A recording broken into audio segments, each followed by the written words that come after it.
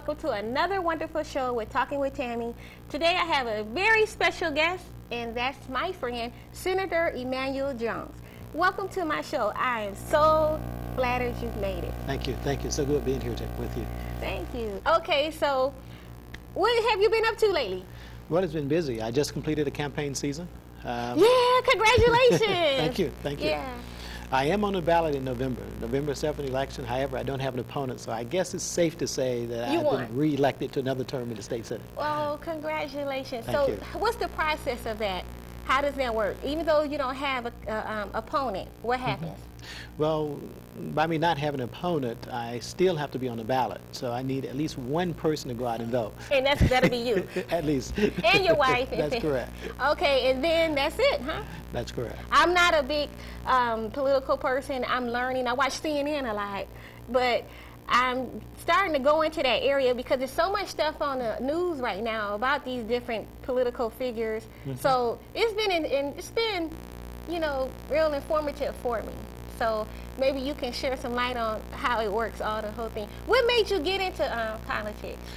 Well, from my background, first of all, I'm a native Atlantan, by the way, and I was born. Well, I never met anybody from Atlanta. I'm a Grady baby. I like You're a Grady television. baby. That's correct. Okay. That's correct. But my career in politics really started from the time that I grew up in Atlanta. I had the good fortune of being able to leave Atlanta to go and complete my college education and bachelor's and master's degrees up north. But I came back to Atlanta about 14 years ago, and I had the good fortune to start my own business. Started my business from there, and what was that first business? I know. Well, Are you want to talk about that one or not that one? I don't mind talking about any of them. Because I want to talk about how was that a good thing, the first business? Because that's how a lot of businesses start and they fail. But it's a learning experience, right? Oh, absolutely. A lot of people look at me and say, well, Emanuel's accomplished a lot. He owns several dealerships in Georgia and North Carolina. He's got a company in Macon in California, about 250 employees.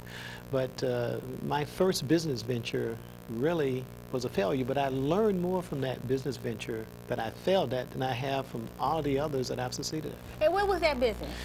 Well, early on, I was up in graduate school in New York, and shortly after graduating in 1986. Columbia, right? That's correct. Okay. That's correct. My roommate and I decided that we were going to start a taxi business together. So taxi?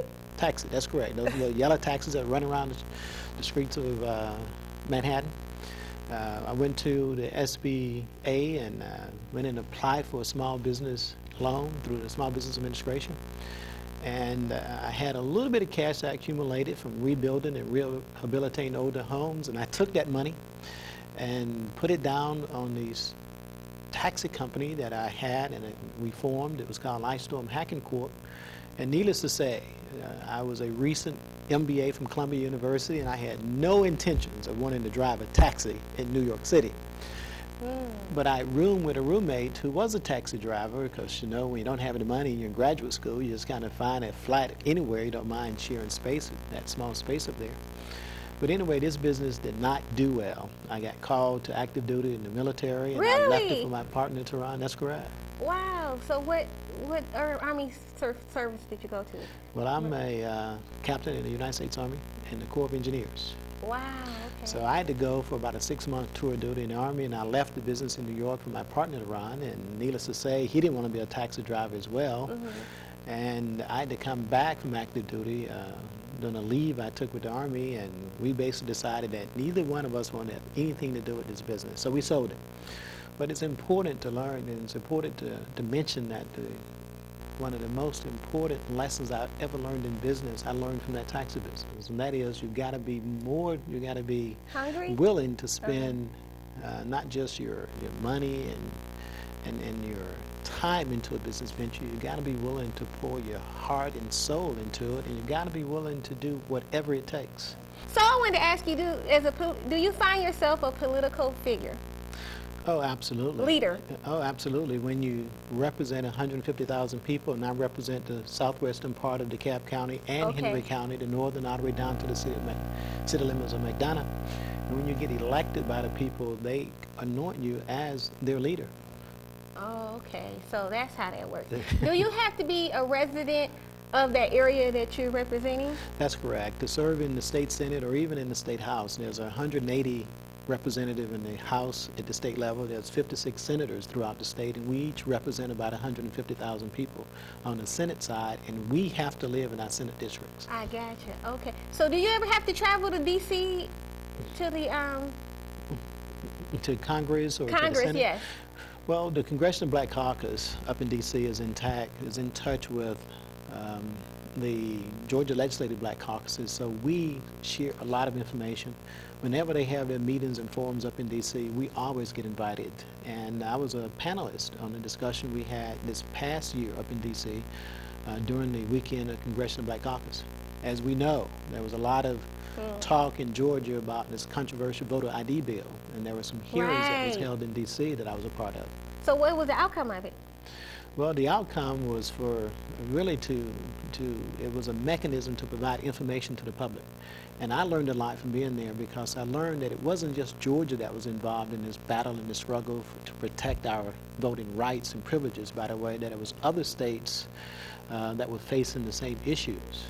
And the national leaders up in D.C. teamed with the state leaders down here, and we formed some coalitions. We didn't have the votes. You got to understand politics in the state of Georgia. I hate to say that Georgia's a very red state, but I'm a blue Democrat, by the way. Though we were outvoted, we had pretty much set this legislation up for a challenge in our judiciary.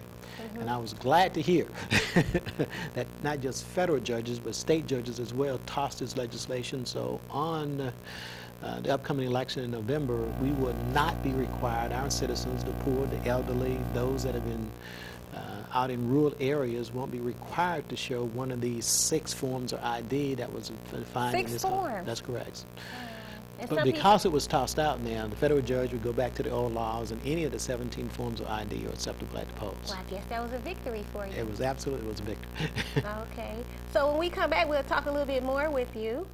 And I had some questions from my website people wanted to know. Okay, Is that fine? that's great. Looking Okay, forward to we'll it. be back with more Talking with Tami.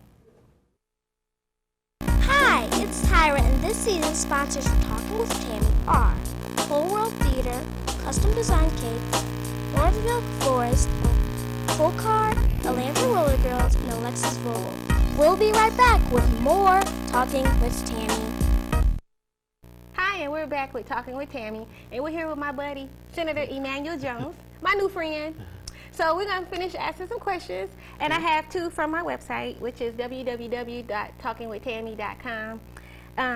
One of the questions is, have you ever had to deal with that initial distrust when addressing a group of constituents?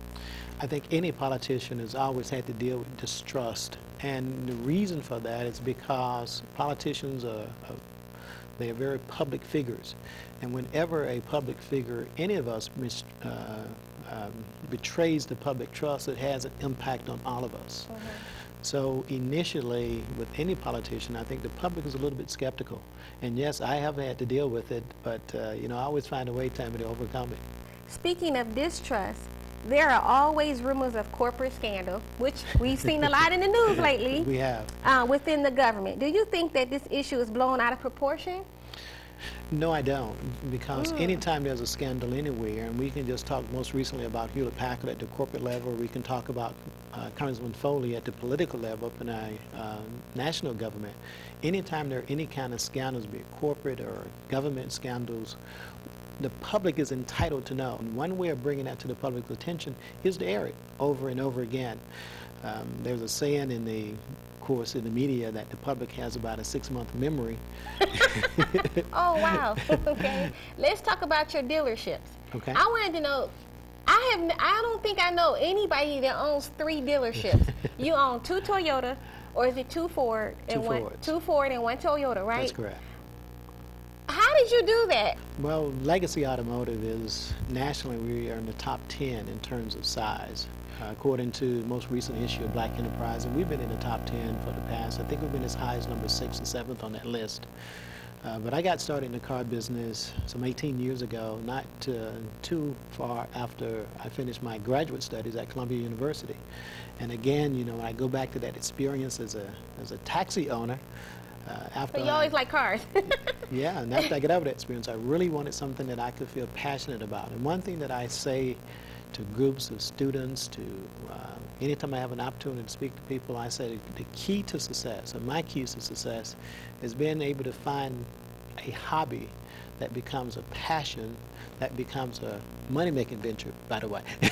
I hope so. Okay. Okay, so what's the good part of owning a dealership? 3 of them. But certainly the upside of owning a car dealership, that it allows me the opportunity, it really affords me the opportunity and the luxury, if you will, to be able to serve the citizens of the state of Georgia.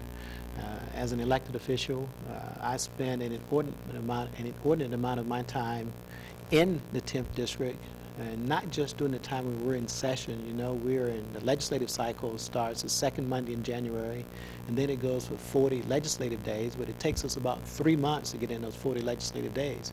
But even after the legislative cycle, which ends usually around the end of March, the 1st of April, I still have to go out and campaign in the community. We still have to attend events. We still have to go to ribbon cuttings and do a lot of ceremonial responsibilities and constituent services. And my job as a car dealer allows me, and it really affords me the opportunity to do that. Now, what's the downside of owning a dealership? Because you know, the economy is not that great. Well, they say it is, but you know, when sales slump, is that well, stressful? you just mentioned the downside, and yes, it is. It's very, very stressful at times. Sales for automobiles are cyclical, just like any other industry out there. But I'm blessed because at the moment I have a brand that's doing well. I have another brand who has some plant closings and trying to come out and introduce new products so they can grab the attention of the public. But that's the advantage of being a multi-franchise owner. I understand you got a new project. We do. We have a project that I'm currently working on called the Veterans Wall of Honor. It's a project, it's in Henry County at Heritage Park. Joanne Mulvaney was the visionary behind this project. But this project is really for the entire state. It's a huge 2-acre park. The Veterans Wall has been built as a memorial to all those that served in past wars, and you know we're currently fighting 2 wars, so it's a tribute to them as well. And I'm excited to be working on that project with Well, Tami, you know, I want to come out and do some footage for you. Gotta have you out. Gotta have you out. Sure. Okay, so again, people can reach you. They can reach me at my website, www.emmanueljones, that's EMANUELJONES.com. And I love hearing from the public and love talking to constituents in the 10th District. And you even have your cell phone on your card. People could just call you. That's like, correct.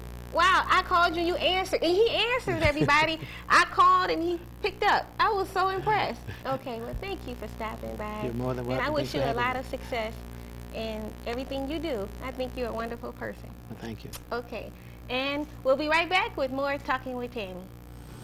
Hi, it's Tami with Talking with Tami, and we're here in beautiful Alpharetta at Vintage Tea. And today I'm going to be teaching you guys about the fine art of tea. So we're here and we're waiting for Miss Brenda to come out and show us the different teas and learn more about this wonderful tea experience. Brenda, thank you and welcome to Talking with Tami. You're very welcome. It's a pleasure. Well, this is a gorgeous place, and I've always loved tea and wanted to learn more about it. So tell me how you started this beautiful place. My husband and I had wanted to open a restaurant of some sort for many years and dreamed about it. And I actually went into a tea room and knew before I walked out the door that this is exactly what I wanted to do. My grandmother drank tea, and so I was familiar with her and drinking tea, and it was something near and dear to my heart. So I knew when I walked out there that day that I would be doing this, and within a year we were open. So is this the only location that you have? This is our first location. We do plan on opening hopefully 5. Wow. That's our goal. Okay. But this is the first one, and we'll see how this goes and go from there. How do you do the tea? I don't know anything about. Okay. Well, basically we serve afternoon tea here, and that means High tea. Actually, high tea, a lot of people don't realize that high tea was actually served on a high table, and that's where you get the name high tea. We serve afternoon tea, and that basically is a 3-tier tray, and that comes with scones and fruit. Yes, I can't wait. Okay. Different assorted finger sandwiches. and then different assorted desserts. Okay. And then we have something we call our full afternoon tea, and that comes with everything you see here, plus a first course of soup and salad. Oh, okay. And we change our menu every month here. So every month you come, it's different sandwiches, desserts, and first course. Oh. But our main event here at Vintage Tea is the tea. We have, we only sell and serve loose leaf tea here, and we have over 75 selections of loose leaf tea when you come. And it's a bottomless teapot, and that means you can change and try as many teas as you like while you're here, and we encourage you to do that. Now we're going to talk about the different teas. As you can see, before we go to that, I like to change my hats because she has so much fun stuff here. You can wear stars, and she has beautiful things all around, gifts. It's a beautiful and wonderful place to visit. So, Miss Brenda, Yes. back to the tea. So now we're going to learn about the different teas, right? Right. Okay. There are different types of tea, but all tea is made from the Camellia sinensis tea leaf. And so if a tea does not contain Camellia sinensis, it cannot be called tea. The United States is actually the only place that calls herbals tea. Oh. And they can't be called tea because they don't have tea leaves in them. Okay? Okay. We actually have 3 different categories of tea. There's black tea, oolong tea, or brown tea. Some people call it brown or oolong. You have green and white tea. Green and white tea are processed basically the same way, and so they've kind of put those in the same category. They are in their most vegetative state, and that means they're picked and basically dried, and that's what you put in your water to make tea. And so those teas are actually have the most health benefits because they're not processed at all. Black tea is processed the most. That's called oxidation. They pick the tea leaves, and then they break them a little and dry them, and then stop the process by heating it up, and then that's where you get your black tea. Brown tea is allowed to process about half the length of oolong teas, and so that's where you get the brown tea or the oolong. Okay. Also, teas are divided by where they're grown, at what altitude they're grown, and so that's where you get your different flavors. Your specialty teas actually have names from the estates that they're grown at, like Darjeeling. And so that's where you come up with all those names of tea, and it gets a little confusing because there's over 3,000 types of tea out there. So Wow, it's very, okay. you know, it's this is just kind of skimming the top of how to differentiate between different teas. And right now we're in what room? This is our Victorian room, and this room will hold up to 24 people. Wow, okay. So And this is beautiful. How it's decorated. And, we have the 12 tablecloths, and just the decoration makes it. and the lends itself fireplace is to so Victorian. romantic. It is, it is. Out here we have our gift area. We do gifts for all occasions. We have just about every little accoutrement you would need to have afternoon tea, along with just specialty gifts for brides, for babies, and just all occasions. Our loose leaf tea area is right this way. We sell our teas by the bag or the tin. The bag makes about 20 to 25 cups, and the tin makes about 50.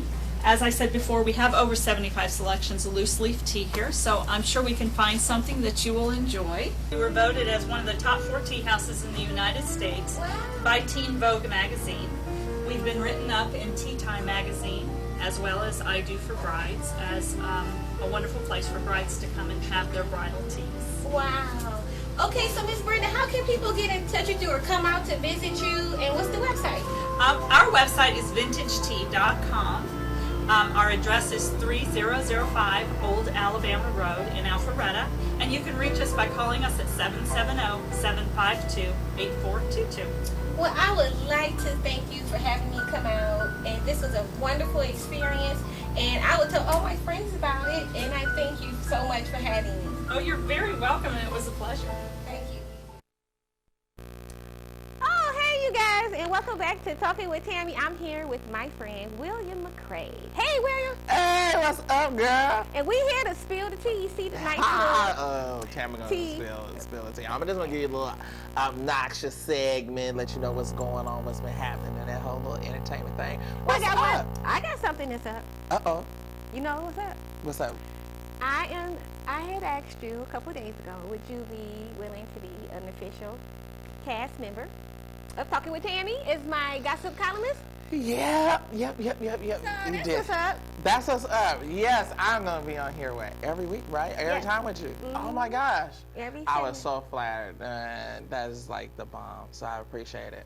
And I saw you again. I'm so tired of seeing you. Where was we at? What We do was they at call me? Jack They and call me Jill. they call me the social light of Atlanta and well, all over the nation. You know, I'm just not just in ATL. That's right. But yep, your boy, yours truly, got a chance to be the keynote speaker for Jack and Jill of Atlanta, the Atlanta chapter. Very prestigious people there. I was like, am I out of place? Because I want to put some jeans on. You know me.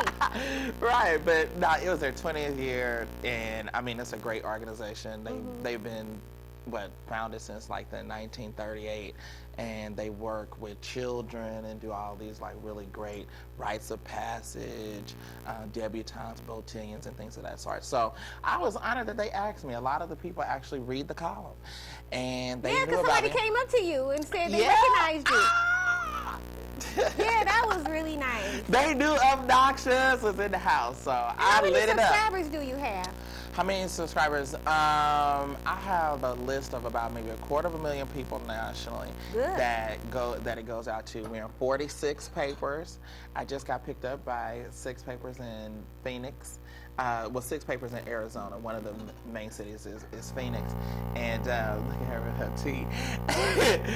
And got on 2, and I'm now in 2 international publications. So it's slowly, got about 6 million readers each week. And on Friday, are you ready for this? Is this in school? We about to get to the school. I'm about to get to the scoop, but on Okay. Friday, I got to tell you this. On Friday, as of 6:31 p.m., I had 1,467,000 hits. Wow. At I gotta get like that. Obnoxious.tv. So, you know, it's coming along, and you helped me. I appreciate it. But now, look, are you ready for this? You got the tea? Hallie is going to play a white girl. Now, do you think Hallie is light enough to play somebody white? I think you're light enough. I'm lighter than Hallie. I mean, it's a great story. She's gotten cast to be in this role of a teacher that ran for Congress. But I'm just like, you know, I know that she's biracial, but I don't think I'm lighter than Hallie. And both of my parents you are black, know, but for her to be trying to play somebody white, I just, you know, I think that's a little Much. Yeah. I don't know. Well, you know, makeup in Hollywood is great now. They can do. Look at the show that Ice Cube did. You know, when he had the family switch races.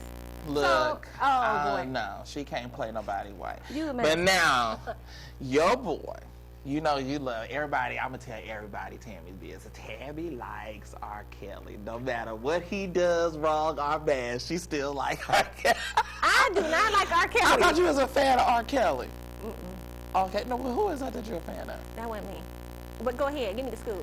Anyway, He like all right. R. Kelly. She like R. Kelly. He okay. He, one of his mentors, he actually did Step in the Name of Love. You remember that song, Step in the Name of Love? Well, come to find out, R. Kelly didn't do that song. Shut up. I'm so. And when Bond came over to his house, why did Kelly, Robert, and his boys jump the man? Beat him down. He's sick. Beat him down in the same basement that he was Recording and stuff. His music. and the same little basement that he liked to record a little bit more of the music in. Oh. If you remember the tape. Yeah. He got I'm staying on that. Vaughn got whipped in the same basement that R. Kelly got his business on with the little minor. You And really I'm think still he did that? Well, I got the tape. Oh. I got the tape, and I got to tell you from looks of You know that that's tape. illegal to have that tape. Moving right In the along. barbershop, you know, you can get anything in the barbershop. So what else we got to talk about? Oh, now you know, what do you think about the whole Terrell Owens thing? I really don't know much about it, and when I'm seeing it on CNN or something, I'm like passing by. I'm not a real big You're not, sports okay. fan. Well, but let me I bring know you up that to date. they say allegedly he was trying to, overdose on some medication or something. Well, it's a lot. It's been a lot of talk, and I talked to some people that like know T.O. and know some his business and some of his hidden stuff. But anyway, from what I've been able to find out, the brother got some serious issues that is going on that combines to his being manic depressive. So the whole thing is that he was on all these supplements, and you told me last night I had been losing weight, so I know about all them supplements, and they can make you lightheaded, but taking 32 pills, nah. They found 32 pills Well, in his system? he took 32, a bottle of some antidepressant medication, and he took about 32. And it seemed like, that football, the NFL, they don't want no scandal, so that's why all of this has rolled out the other way. But you got to hear, and I couldn't figure out a way to download because I ain't all like computer lit, but some of the Eagles have produced this song that is talking about T.O. so bad. Oh, man. And calling him a cowgirl. Shut up. I ain't heard it all. Okay, I'm done. Calling him a Well, that's cowgirl. one fine man. I don't care if he's a cowgirl or not. He's cute. I like him. You ain't heard it from me, but they say that T.O. might be a little cowgirl. So anyway, Okay. I was trying to figure out how to download. I would figure out how to download and put it on something so I can bring it in so you can hear, because you got to hear it. You got it. You got it. Poor Everybody got thing. to. It's always something. Well, yeah, something going on, and I'm gonna have to tell you all about it. Now, the rapper Cassidy. You heard about Cassidy, right? Cassidy is the guy that had a battle with LL Cool J many. That was a long Years time ago, ago. yeah. But he's a good guy. And he's out of Philly. Well, anyway, he's in critical condition. What happened? He was going from Philadelphia to New York, Yonkers or something like that, to record and to work on an album. And he got, they said it was like a side swipe, but it doesn't sound like it was a side swipe to me. It sounded like somebody was trying to really deliberately hit him, because he got a fractured skull. A big U-Haul, they just like slammed into the side of his SUV, and he was on the passenger side. He's got a cracked skull, got a lot of broken bones. He's actually in critical condition. So I haven't been able to figure out all of the details of what's going on there, but it looked like it might have been another, one of these like hip hop and violence things jumping off that's getting to be a little bit, too much. But Wait, we got to stop there, because we got to save some more stuff for the next show. but this is so high. We have to talk about it. You said you saw the picture. Oh, we'll talk about that. Let's say that. You saw the picture. We'll say that for the next show. We got to talk about this X-rated picture. Yeah, we'll talk about that on the next show. Well, that's another show. We're talking with Tami. I'm here with my friend William McCray, and we'll check you out next time on Talking. No, you check me out next time on Talking with Tami.